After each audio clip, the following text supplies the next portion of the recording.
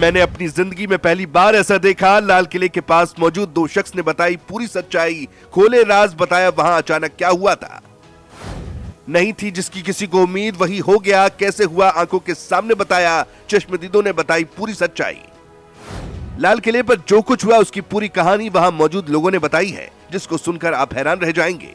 आखिर वहां पर 1 मिनट के अंदर क्या कुछ हुआ था, कितने लोग मौजूद थे, कैसे गाड़ी में आग लगी, क्या कुछ हुआ, इसको समझने के लिए वहां मौजूद 2 लोगों को सुनिए।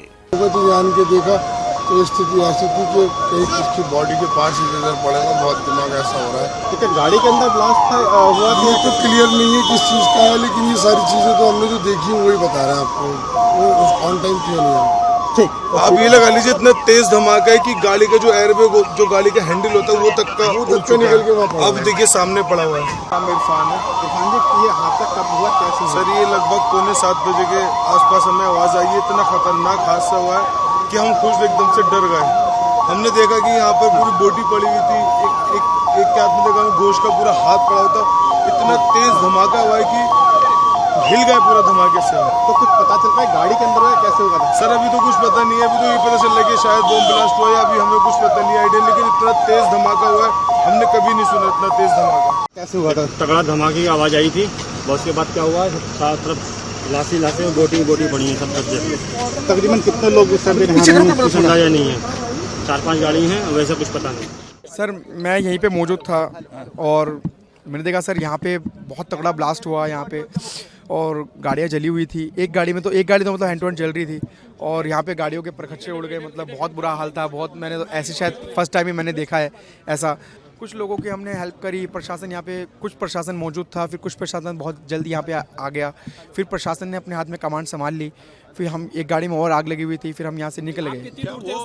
मैं बिल्कुल नज़दीक में ही था, और कितनी देर में रिस्पांस हुआ प्रशासन का यहाँ पर? हैंड टू हैंड, कुछ प्रशासन का तो हैंड टू हैंड रिस्पॉन्स हुआ, क्योंकि यहीं पे सब लोग लगभग कितनी गाड़ियां बोल रहे हैं कि मूविंग कार है ऐसे? हाँ जी, कुछ लोग बोल रहे हैं ये मूविंग कार है।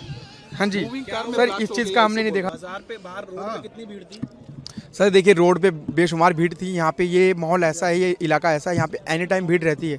यहाँ पे भीड़ समझ लीजिए आपको रात के 10 बजे के बाद भीड़ कम होना शुरू होता है। फिर भी लोग यहाँ पे मौजूद रहते हैं फोटोज़ वगैरह लेने के लिए। हाँ जी, हाँ जी, हाँ जी, हाँ जी, हाँ जी, हाँ जी। सर इतना हमें नहीं पता, क्योंकि मैं पीछे फिर के खड़ा हुआ था।